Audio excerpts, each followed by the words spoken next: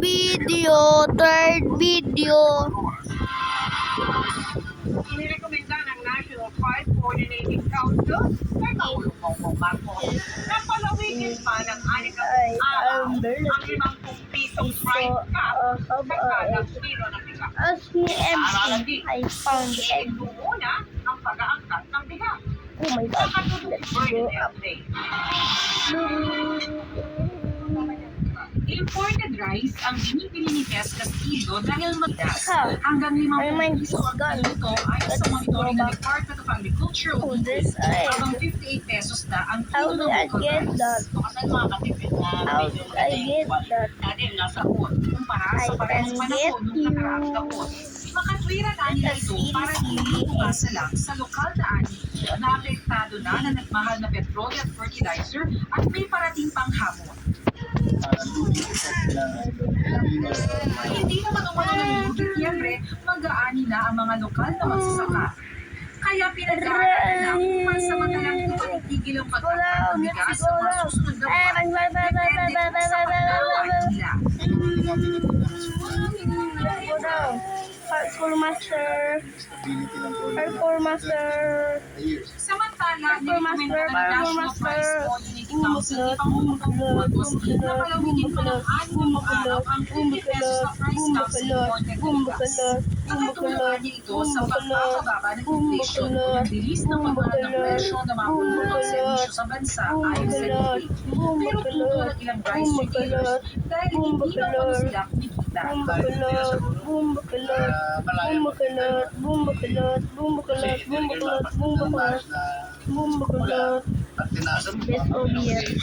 Hinihimok ng DA ang mga rice traders at importers na nagkaan na muna ang pag-import ng 5% tubig ng local rice. Bernadette Reyes, nakatuto, 24 oras.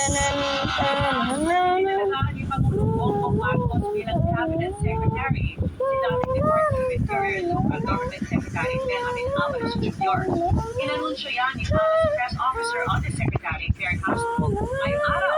Ani Castro, tutulungan ni Avalos ang Pangulo sa pamamagitan ng pagbibigay ng kaalagaan sa panahon at strategic advice. Ito sa usaping politikal sa bansa.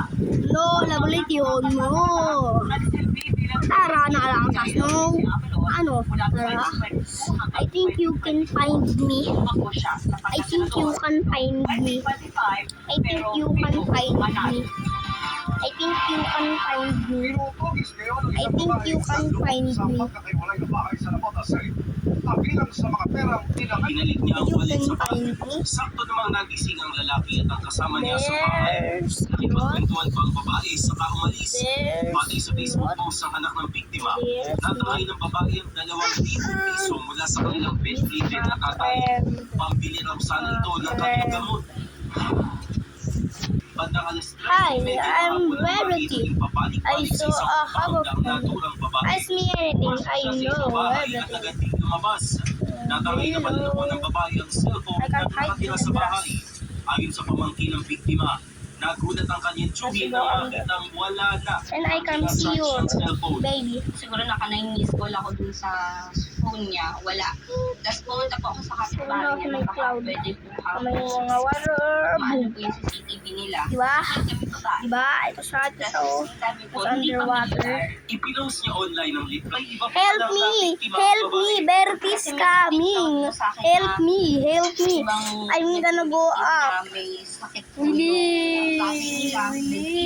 Meron naman Master daw parkour. 18,000. Master parkour. 18,000. Tapos yung nanakawan niya din, may sakit din kami din lang. Hindi raw kilala ng barangay ang babae.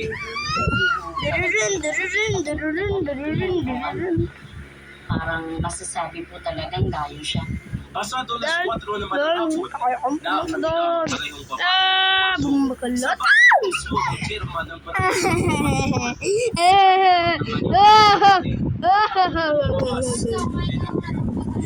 Bye bye, I'm eating, bro.